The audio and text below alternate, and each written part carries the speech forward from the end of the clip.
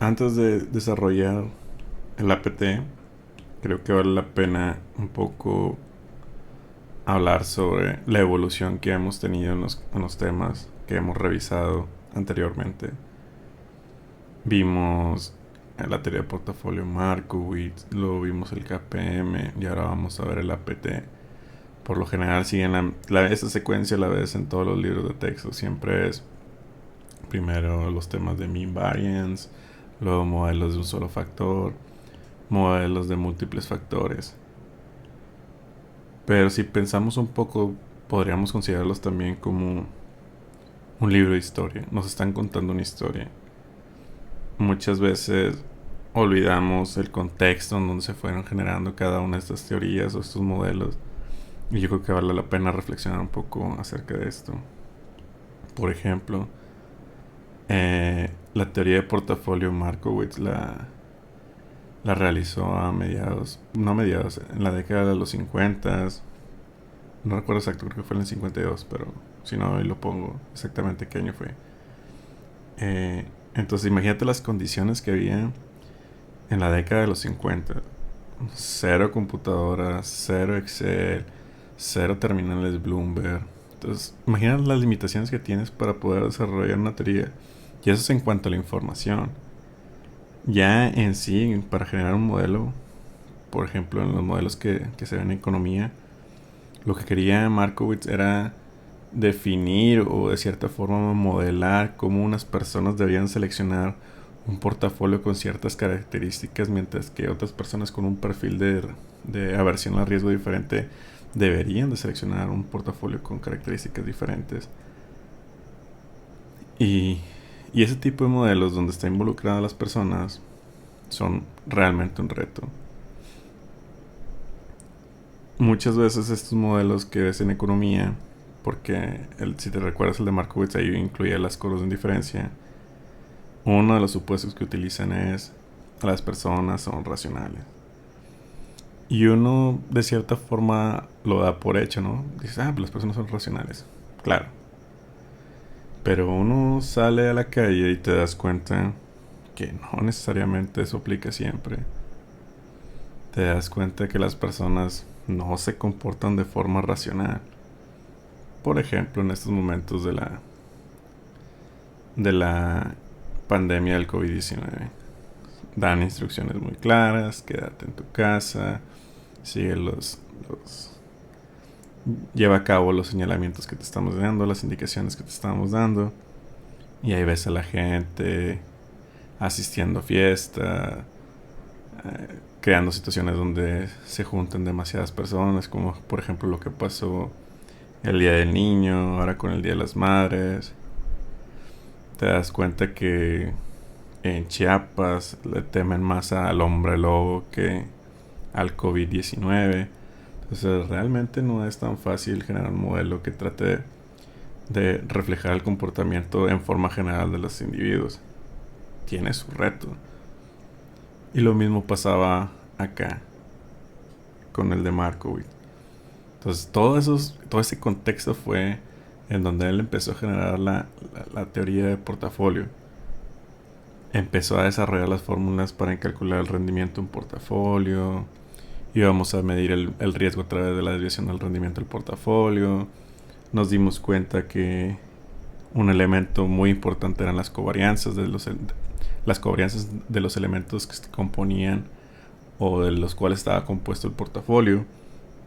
Yo sé que en un portafolio de 20 instrumentos hay 20 varianzas, pero hay 300 que serían 380 covarianzas. Sería n cuadrado menos n, sería el número de covarianzas que hay. Y bueno, eso sería para empezar el modelo Markowitz. Llegamos al final de cuentas, generamos la frontera eficiente. En función de las curvas de indiferencia vamos a seleccionar tal o cual portafolio. Y ahí quedó. Esa fue la aportación de Markowitz. Esa fue la aportación con la cual le dieron el premio Nobel. Que dio la casualidad de que en esa misma, creo que fue en el 90, también lo voy a confirmar. Sí, también William Sharp le dieron el premio Nobel, pero en este caso él por su desarrollo sobre el KPM. En el mismo año los dos les dieron el premio Nobel. También se lo dieron a Merton, pero bueno, él estaba, fueron por razones diferentes, ¿no? Por otros tipos de modelos que realizó. Entonces, bueno, terminamos, llegamos a la hipérbola, la frontera eficiente, y empieza Sharp, Leitner y Traynor a desarrollar el modelo del KPM de forma individual. Ellos lo que hicieron fue incorporar el activo libre de riesgo. La conclusión a la que habíamos llegado era que una vez que introduces el activo libre de riesgo, deberíamos de preocuparnos por el portafolio de mercado, que era aquel que maximizaba el Sharp. Este portafolio de mercado, como incluía todos los instrumentos, estaba completamente diversificado. Y una de las consecuencias de esto es que cuando yo quería encontrar el rendimiento esperado de un activo de forma individual o de un portafolio de forma individual, lo que a mí me debería interesar era el riesgo sistemático, era el riesgo que tenía, bueno, el riesgo que estaba medido a través de la covarianza del activo con respecto al mercado. Y así lo fuimos definiendo, ¿no? Vimos que se podían hacer líneas rectas, aquel que pasaba por el portafolio que maximizaba el Sharp, Security Market Line. Luego de ahí fuimos al KPM y ya, ¿no? Llegamos a una conclusión de que el rendimiento esperado estaba en función de la tasa libre de riesgo, de la beta y el exceso de rendimiento. Bueno, después de eso, imagínatelo, ya se llegó a la teoría del KPM. Y es lógica, la secuencia de los supuestos es entendible. Y muchas veces, este es un comportamiento que no más aplica en el entorno académico. Siempre es más fácil destruir que construir. Entonces, ya que está desarrollado el KPM, lo empiezan a probar. Bueno, voy a ver qué tan cierto es eso que tú me acabas de decir, ¿no? Y es ahí donde empiezan a encontrarse ciertas deficiencias en ese modelo. Y como todo, ¿no? Siempre es más fácil destruir que proponer. Siempre ves a la gente criticando, pero nunca dan una propuesta. Siempre las autoridades están equivocadas, pero no proponen nada. Igual acá, que hubo muchos trabajos donde ponían en tela de juicio la validez del KPM, pero no decían cuál era la forma correcta de estimar el rendimiento esperado o de calcular el rendimiento esperado de un activo o de un portafolio. Y bueno, vamos a revisar cuáles fueron las deficiencias del KPM. Algunos de los problemas que tuvo el KPM fue que las betas o los coeficientes de las betas para activos individuales no eran estables. Esto quiere decir que tomaban diferentes periodos de tiempo y las betas eran bien diferentes. Entonces la beta dependía mucho del periodo de tiempo que se seleccionaba. Esta situación no ocurre con los portafolios, sino simplemente con los activos individuales. Luego, esta es la que está aquí. Yo voy a empezar con el PDF. Todo lo que te acababa de decir antes no estaba en el PDF. ¿Qué otra deficiencia encontraron?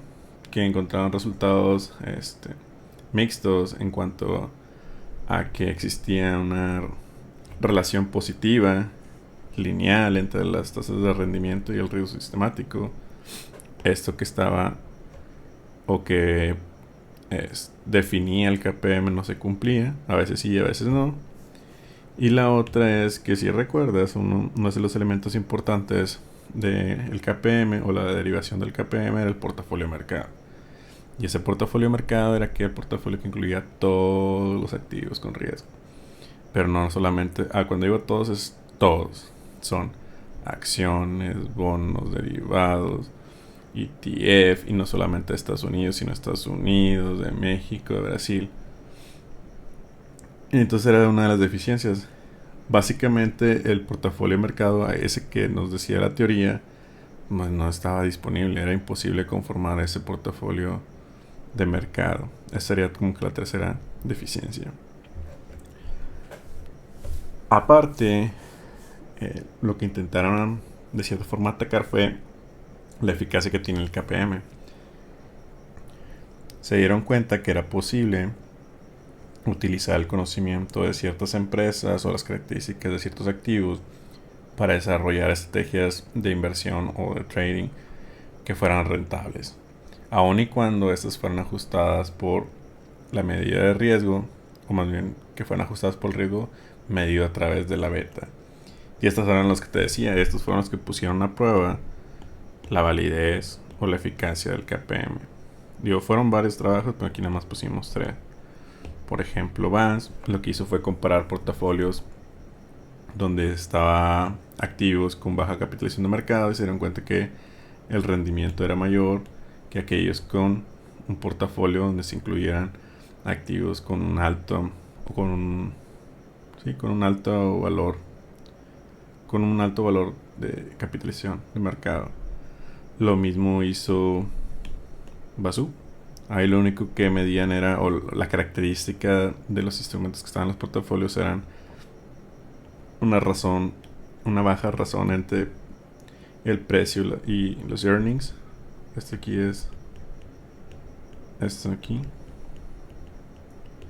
Entonces comparaban aquellos que tenían un bajo con un alto y se dieron cuenta que eran más rentables los que tenían una baja razón de price and earnings. Y luego estaba el trabajo de Fami French. Esto lo vamos a ver más adelante porque ellos tienen modelos de varios factores. Ellos también lo que hicieron, simplemente compararon aquellos que tenían razones elevadas de book to market con aquellos que tenían una razón baja. Entonces ya se dieron cuenta, imagínatelos, alguien propuso algo, funcionaba desde el punto de vista que se ha desarrollado la modelación, lo pusieron a prueba, lo atacaron y no funcionó. ¿Qué vamos a hacer? Pues vamos a buscar una alternativa que funcione para describir el rendimiento de los instrumentos de un portafolio. ¿Cuáles eran las razones para que esto no se cumpliera? Encontraron que pudieran haber sido 2 razones por las que no se cumplía el KPM. La primera es que los mercados no eran particularmente eficientes en periodos de tiempo considerables. Y la otra es, bueno, si los precios de mercado sí son eficientes, debe haber algo equivocado en la forma en que el factor del KPM, que solamente incluye un factor, mide el riesgo. Entonces no nada más va a ser un factor de riesgo el que debe estar compuesto, o más bien, no debe ser solo un factor el que mida el riesgo sistemático, deben ser 2 o más, o unos múltiples factores. Entonces, como te decía, ya se dieron cuenta que esto no funcionaba, ya se dieron cuenta de cuáles podían haber sido las razones y se fueron por la número 2. Vamos a ver si no solamente es un factor el que mide el riesgo sistemático, sino son 2 o más. Entonces, cuando estaban buscando esta nueva forma de explicar el rendimiento de un activo, lo que buscaban era, de cierta manera, encontrar un modelo, una teoría que tuviera estas 3 características. Una es que fuera razonablemente intuitivo, no algo abstracto ni complejo. Por otra parte, necesitaban que fueran pocos supuestos lo que utilizara. A lo mejor no lo vimos de forma detallada, pero estos son los supuestos, por ejemplo, de la teoría de portafolio. Aquí son 5. Los del KPM son esos 5 más otros 8, entonces ya van 13. Y ahorita vamos a ver cuántos supuestos tiene el APT, de hecho son 3 nada más. Y la última característica que buscaban tener esta alternativa al KPM es que esta medición de riesgo tuviera diferentes o múltiples factores. Entonces, permitir múltiples dimensiones para medir el riesgo. Bueno, esto es lo que estaban buscando. Y de ahí nació el APT. Aquí no lo puse, pero bueno. Este es el autor del APT, Ross. Y pasaron alrededor de 20 años en la década de los 70 se desarrolló el APT. Y lo que decíamos, ¿no? Queríamos que fueran pocos los supuestos que utilizaba. Y aquí está. Estos son los 3 supuestos que utiliza. Uno es que los mercados son perfectamente competitivos. 2 es que los inversionistas prefieren más riqueza, menos riqueza, con certidumbre, dado cierto nivel de certidumbre. Y número 3, que el proceso estocástico en el cual se generan los rendimientos de los activos puede ser expresado como una función lineal de un conjunto de K factores. Entonces, como son bien pocos los supuestos, cada uno de ellos es bien relevante, son bien importantes en la forma que se va a desarrollar el APT. Entonces vamos a empezar a desarrollarlo. Entonces, ¿cómo se van a generar los rendimientos? Lo acabamos de ver. Lo voy a expresar como una función lineal, donde hay K factores de riesgo. ¿Qué es esto de aquí? Esto es el supuesto número 3. Entonces voy a tener que el rendimiento de un instrumento o un activo es igual a A1 más beta I1 por I mayúscula 1 más beta I2 por I mayúscula 2 y así un montón de términos hasta llegar a BIJ y J mayúscula más EI. Y aquí abajo viene qué significa cada uno. Como que la interpretación no es tan complicada. Ahí va a ser, este aquí es el rendimiento esperado para el activo o para la acción 1, perdón, la acción I, si todos los índices, que es la I mayúscula, fueran iguales a 0. Y tiene sentido, si todas las I mayúsculas es igual a 0, todos estos términos se hacen 0 y por lo tanto nada más me quedaría ahí. Esta EI, que es el término del error aleatorio, que lo vamos a ver más adelante, vamos a ver por qué se va a eliminar o por qué va a ser igual a 0, pero no me quiero adelantar. Entonces ya vimos que es ahí. I mayúscula va a ser el valor del jésimo índice que impacta sobre el rendimiento de la acción I. Voy a estar diciendo acción, pero técnicamente es un instrumento, ¿no? Puede ser portafolio, puede ser una acción. Este de aquí son factores que afectan el riesgo sistemático. Entonces, el riesgo sistemático eran aquellos riesgos que afectan a todas las empresas. Por ejemplo, el crecimiento en el GDP. Ese podría ser un índice. Otro podría ser la tasa de inflación esperada. Otro podría ser la tasa de interés. Esos serían los factores. Perdón, los índices. Algo bien importante son las betas. Las betas, que es este de aquí, son la sensibilidad que tiene el rendimiento de la acción cuando cambia el índice. Por ejemplo, ya había dicho que, por ejemplo, I1 era el GDP. Esta beta I1 lo que me va a decir es la sensibilidad que tiene el rendimiento de la acción I ante cambios en el GDP. Esta beta I1 va a ser diferente para cada acción o para cada portafolio. No es lo mismo cómo reacciona Walmart o FEMSA o Cemex o ¿qué otro podemos poner? O Aeroméxico cuando cambia el GDP. El GDP afecta a las 4, pero el efecto que va a tener sobre las 4 es muy probable que sea diferente. Pues nada más para tener en consideración eso de ahí.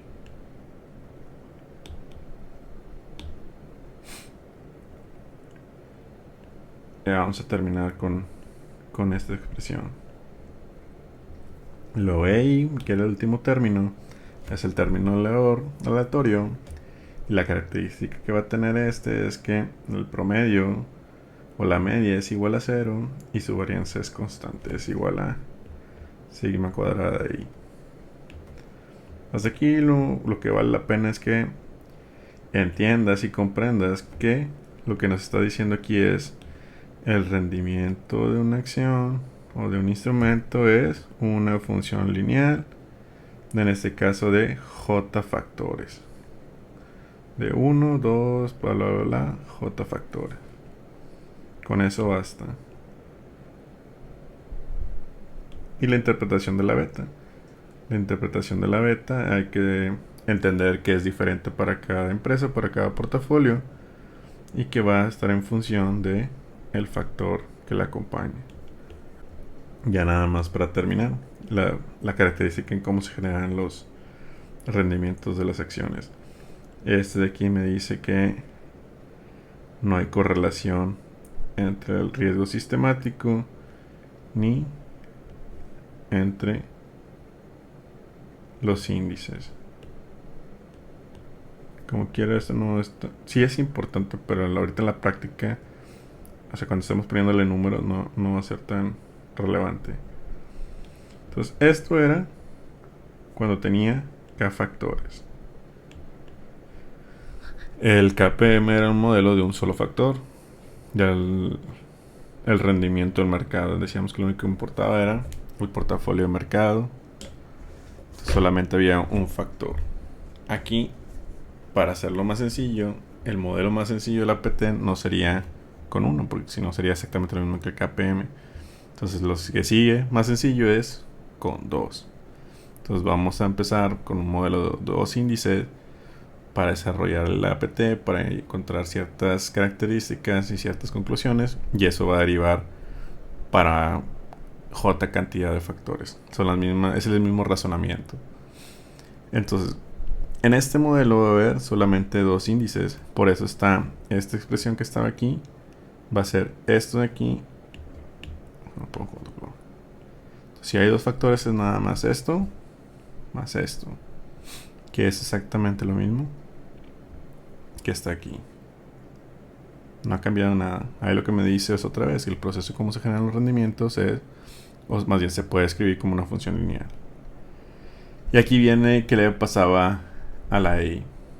Si el inversionista tiene un portafolio que está diversificado, este que es aquí, que mide el rendimiento, perdón, que mide el riesgo no sistemático o idiosincrático, se hace igual a 0. Por lo tanto, se elimina.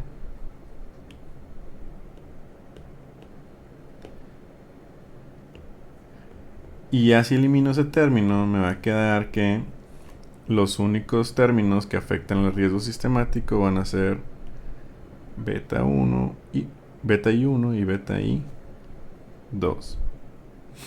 Muy bien. Entonces, ¿cuál es la preocupación de un inversionista? Al final de cuentas, ¿qué es lo que le preocupa a un inversionista? Y en ese sentido también se parece a los modelos anteriores.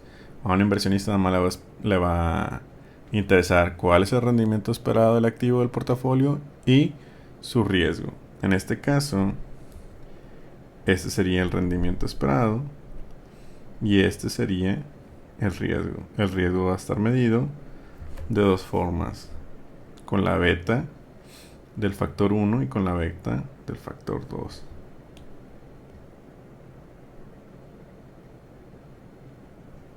Muy bien. Entonces ya vamos a empezar a darle números para derivar la situación o la condición de equilibrio. Pues aquí le puse el comienzo. Voy a suponer que hay 3 portafolios. El portafolio A, B y C. El rendimiento esperado del portafolio A es el 15%, el del B es 14% y del C es 10%. Este portafolio A tiene esta sensibilidad con respecto al factor 1 y esta sensibilidad con respecto al factor 2. Y lo mismo con el B y con el C. Yo sé que este rendimiento, no me déjame terminar de borrarlo. Yo había dicho que este rendimiento de aquí lo puedo describir como una función lineal. Entonces esto que está aquí es lo mismo que estaba arriba. Esta expresión que está aquí me va, o más bien no me va, es la que define los valores resultantes de estos 3 portafolios. Entonces lo que voy a hacer es sustituir los datos. Lo único que voy a hacer es voy a cambiarle un poquito la nomenclatura. A A1 ya no le voy a poner A1, le voy a poner lambda 0. Al I1 le voy a poner lambda 1 y a I2 le voy a poner lambda 2. Entonces aquí ya no va a ser A1, va a ser lambda 0. Aquí no va a ser I1, va a ser lambda 1 y aquí va a ser lambda 2. Y esto de aquí lo voy a poner como si fuera una representación de esta expresión. Aquí es el rendimiento, este es el portafolio A, este es el portafolio B y el portafolio C. Esto que está aquí en este renglón dice el rendimiento del 15%, el rendimiento del 15% es igual a A1, que en este caso es lambda 0, más beta I1, que en el portafolio 1 es 1, por eso aquí el coeficiente es 1, 1 lambda 1, más este sería I2, sería, perdón, este es BI2, beta 2, por eso es 0.6, y ya no le voy a poner I mayúscula 2, sino le voy a poner lambda 2. Y lo mismo voy a hacer con el portafolio B y C, que está aquí. Nada más déjame borrar este aquí, para tenerlo como inicialmente estaba. Entonces voy a poner esas tres funciones que están descritas por los tres portafolios que tengo ahí arriba. Y lo que voy a buscar es qué función cumple con esas condiciones. Al final de cuentas lo que estoy teniendo aquí es un sistema de ecuaciones lineales donde tengo tres incógnitas, tengo tres ecuaciones y tres incógnitas. Entonces lo que tengo es resolver este sistema de ecuaciones lineales para lambda 0, lambda 1 y lambda 2. Esta parte es la que en los libros de textos se la brincan. Nada más te dicen, a partir de aquí encontramos que este es el resultado.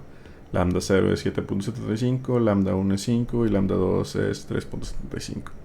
Y ya. Pero no te dicen de dónde salen. Bueno, sí te dicen, pero no muestran el procedimiento. Hay diferentes maneras de resolver sistemas de ecuaciones lineales. Por ejemplo, el de Gauss-Jordan. Aquí, como es clase de álgebra matricial, vamos a usar el Excel. Y lo vamos a hacer bien sencillo. Esta parte de aquí es como si tuviera esta expresión con matrices. Algo que yo no puedo hacer, si yo quisiera despejar aquí la X, yo no puedo hacer esto de que X es igual a Y entre A. Este tipo de divisiones como aquí, entre matrices, no se da.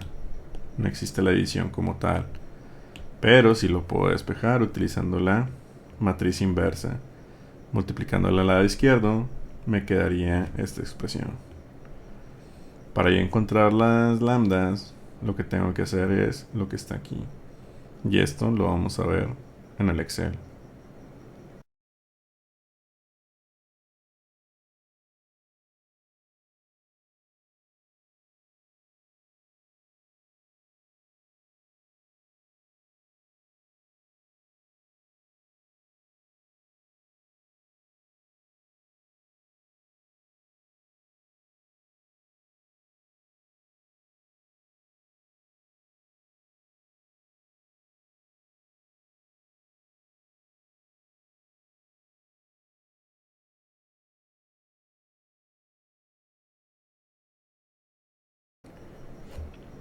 Listo.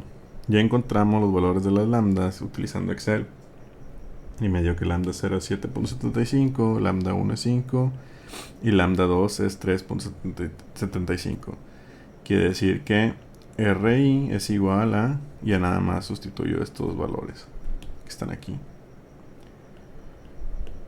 Estos valores hacen que se cumplan esta expresión y esta expresión.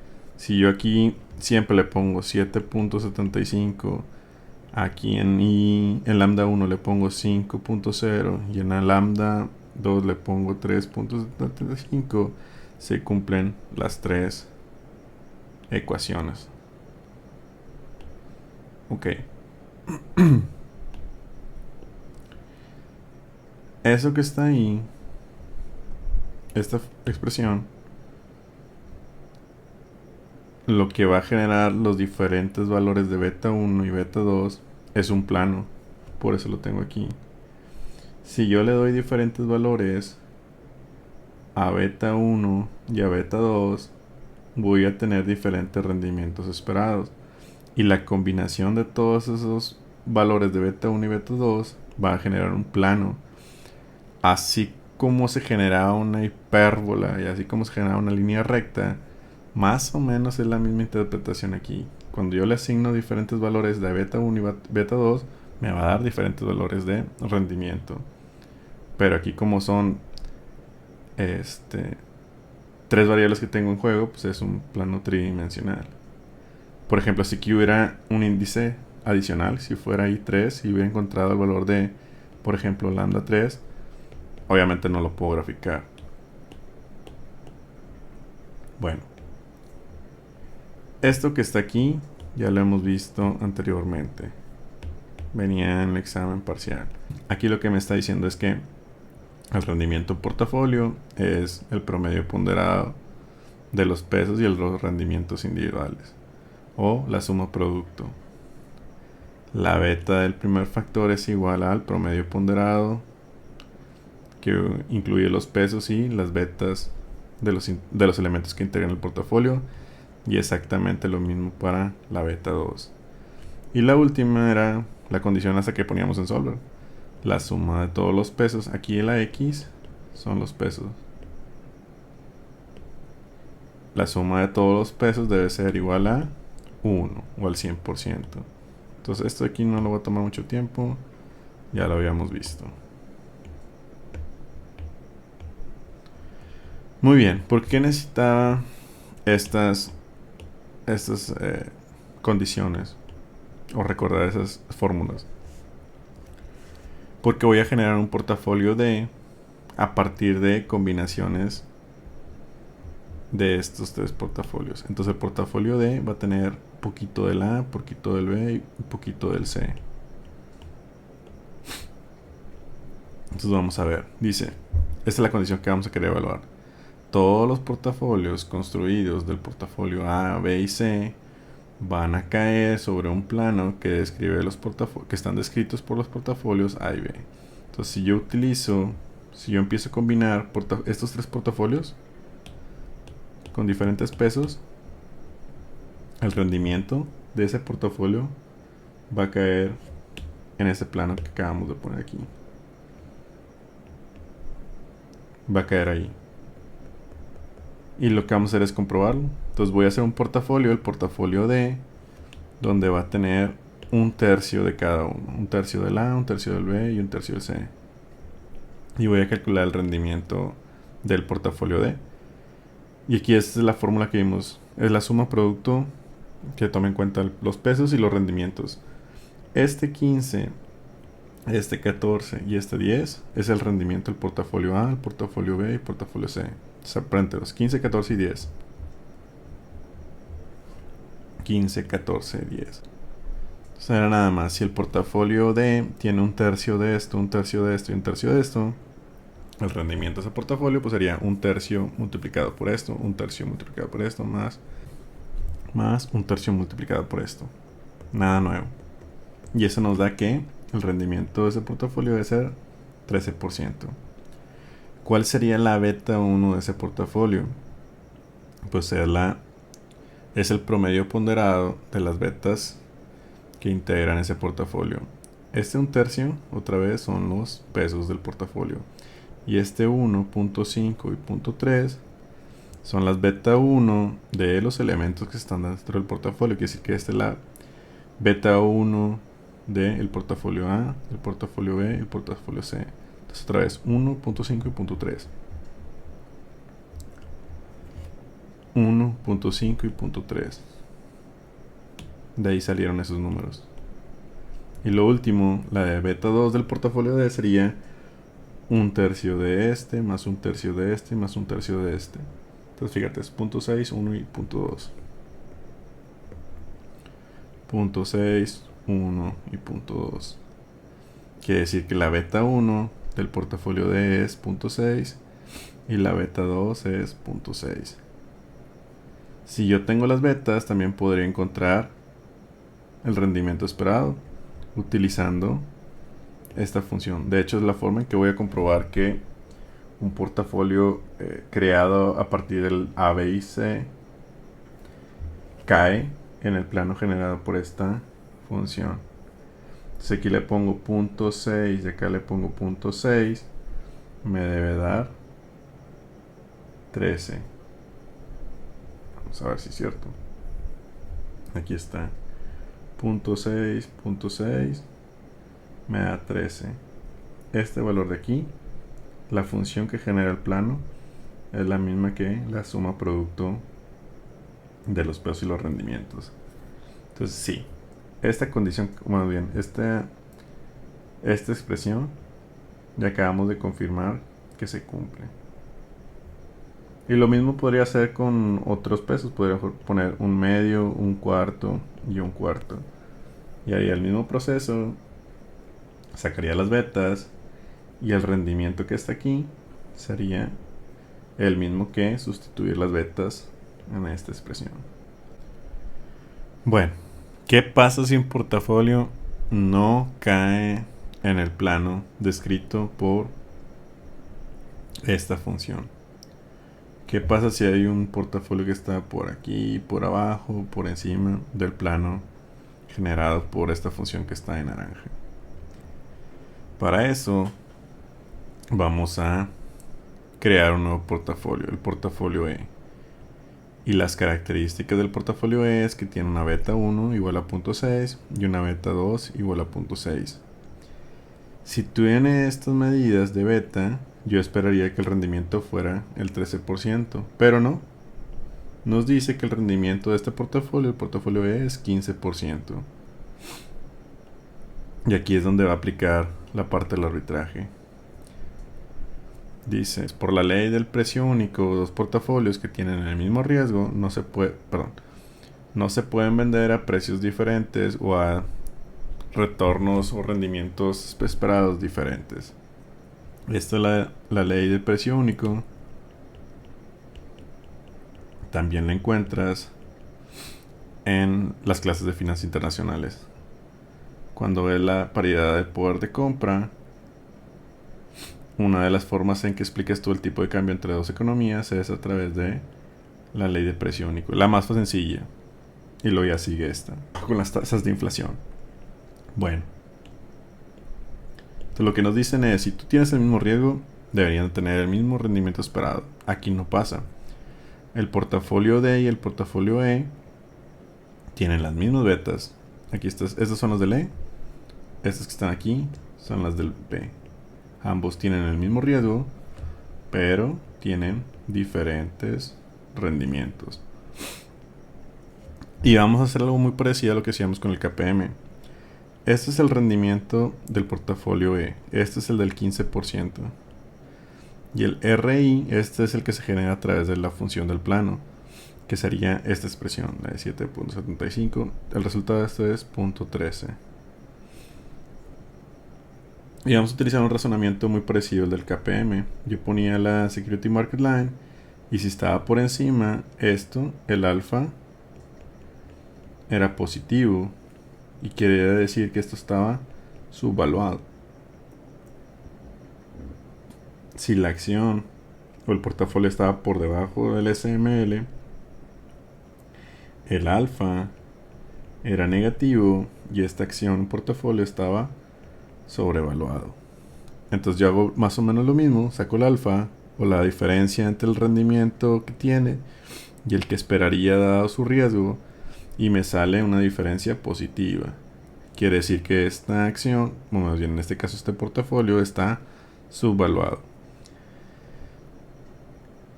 Esta parte del arbitraje se utiliza también para explicar la fórmula que define el valor de los contratos de futuro. Por ejemplo, este de aquí. Por ejemplo, en el libro de Hull está así. Este es para el activo que no genera ingreso, Este es para el activo que genera ingresos conocidos previamente. Y este de aquí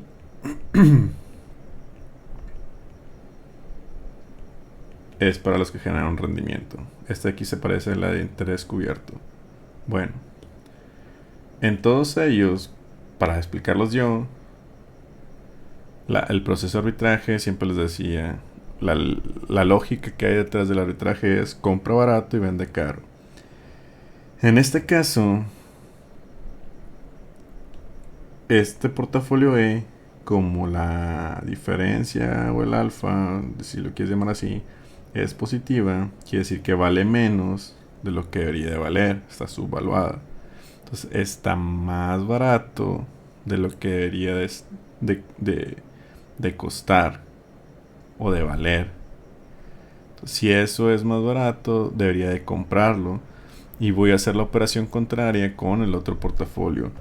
Por eso la conclusión es comprar el portafolio E, que es el que está subvaluado, y vender en corto el portafolio D, que es el que está evaluado en forma correcta. Y el proceso del arbitraje es el que está aquí escrito. Aquí nada más imagínate, lo primero voy a ir a vender en corto el portafolio D y luego voy a comprar el E. Esta tabla aquí tiene los flujos de efectivo, aquí va a ser al inicio del periodo, al final del periodo y aquí voy a comprar las betas.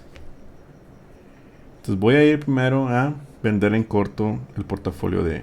Como estoy haciendo una venta, voy a tener un ingreso de 100 pesos. Esta cantidad de 100 pesos es completamente arbitraria. Voy a suponer que voy a vender 100 pesos del portafolio D. Quiere decir que voy a tener un ingreso de 100 pesos. Pero esos 100 pesos, apenas me den los 100 pesos de la venta en corto, voy a ir y voy a comprar el portafolio E.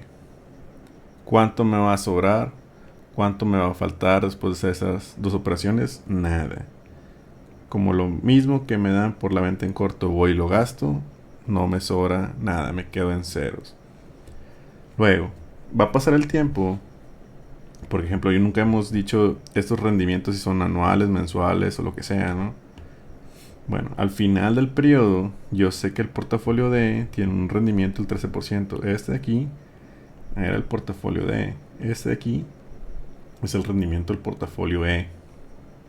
Entonces el D de dedo es 13%, el E de Enrique es el 15%. Si este tenía 100 pesos y aumentó o tuvo un rendimiento del 13%, va a ser 113. Este 113 lo debo.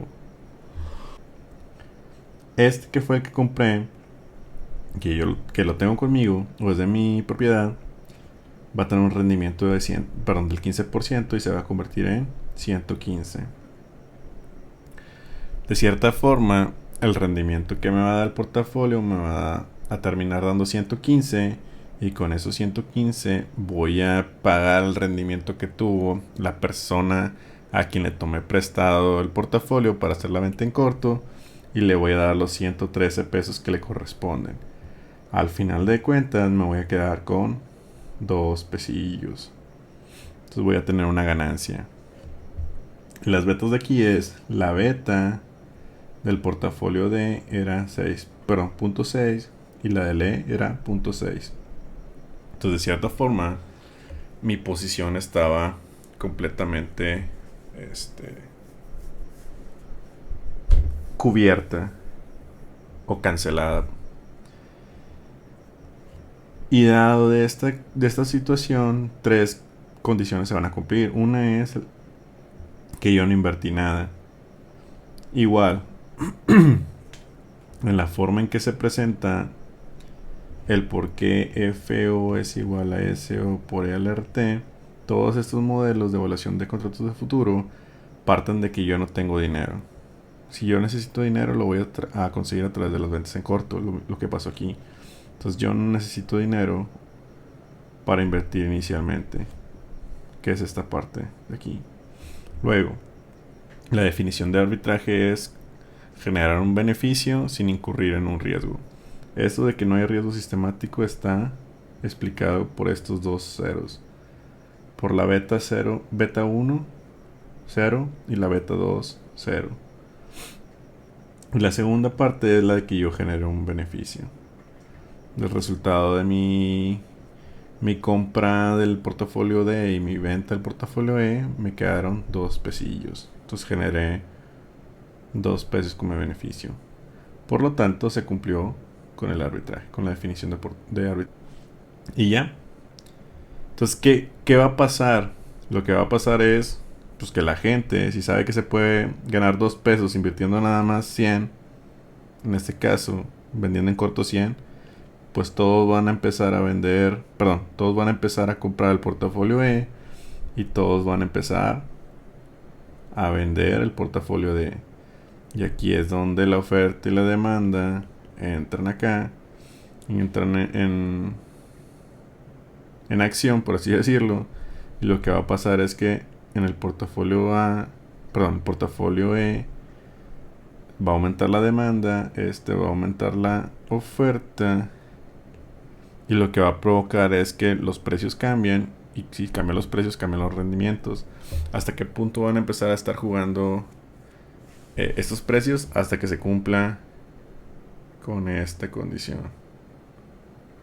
¿Dónde está? Hasta que el rendimiento del portafolio E caiga en este plan. Y otra vez, disculpa que utilice mucho la analogía con los contratos de futuro, pero es exactamente el mismo razonamiento. Es ¿por qué el contrato de futuro del activo subyacente que no genera ingreso debe ser igual a esto? Porque si no, se puede hacer arbitraje. Y si se puede hacer arbitraje, todo el mundo lo va a hacer.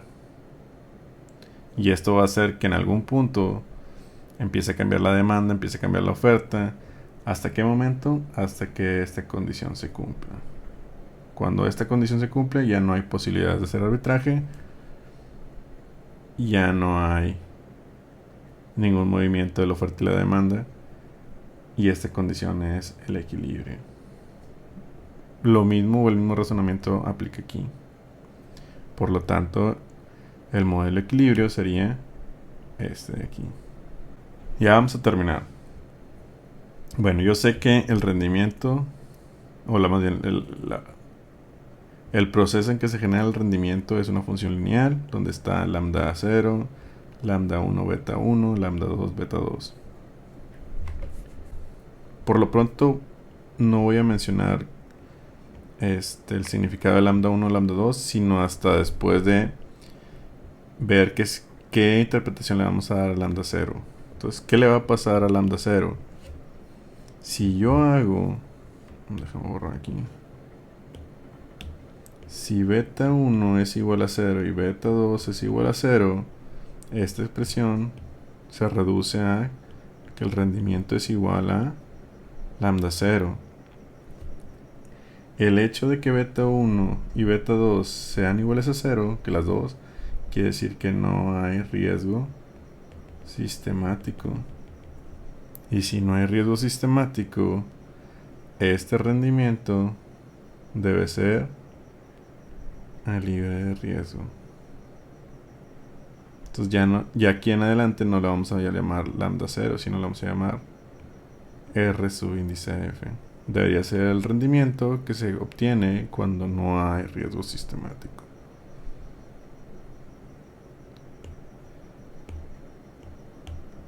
Y eso es lo que dice aquí.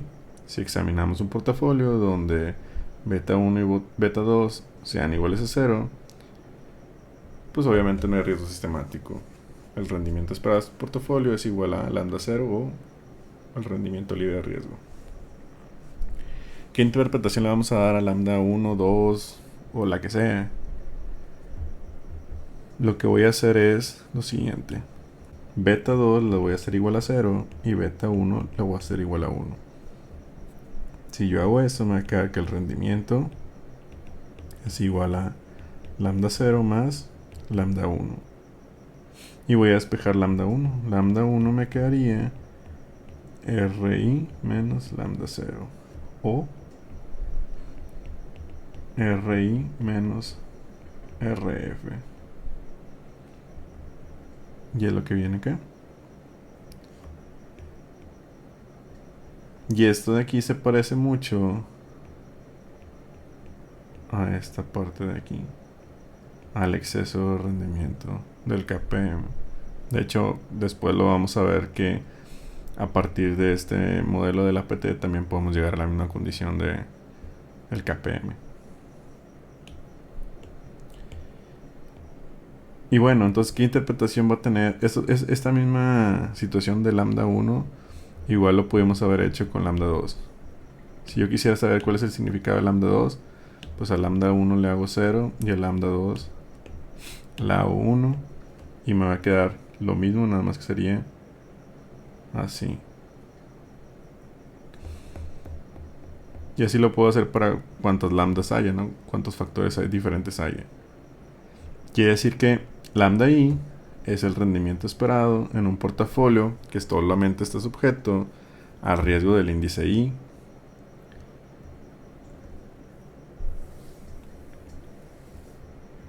Y básicamente esa es la condición de equilibrio. Esta expresión que estaba aquí. De ahí sale el APT. Este es únicamente para dos factores, pero el mismo razonamiento, si por ejemplo hacemos tres factores, voy a tener 4 portafolios con 4 rendimientos,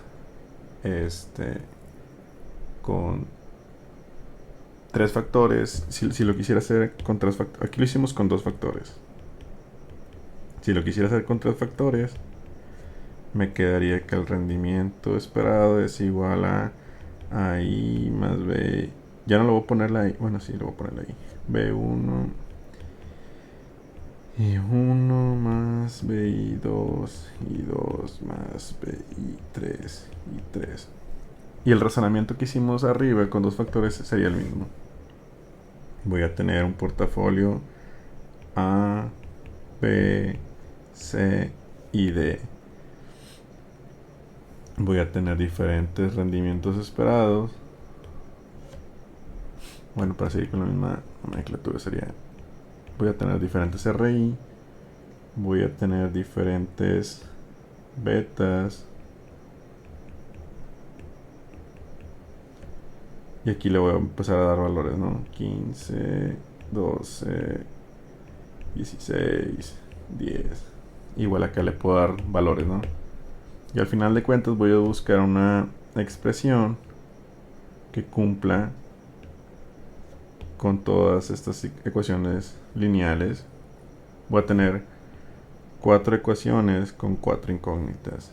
Voy a utilizar el Excel para encontrar lambda 0, lambda 1, lambda 2, lambda 3 y lambda 4.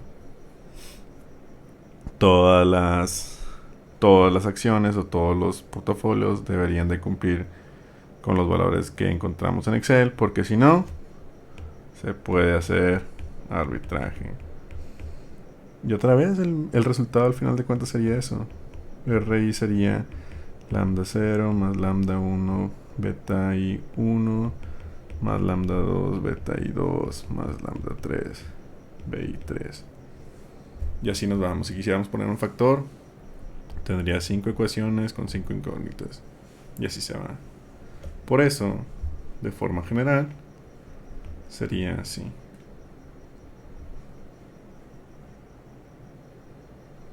Entonces va a quedar pendiente ver algunos ejemplos de modelos de multifactores y ver qué se encontraba empíricamente. Pues eso lo vamos a dejar para la siguiente sesión.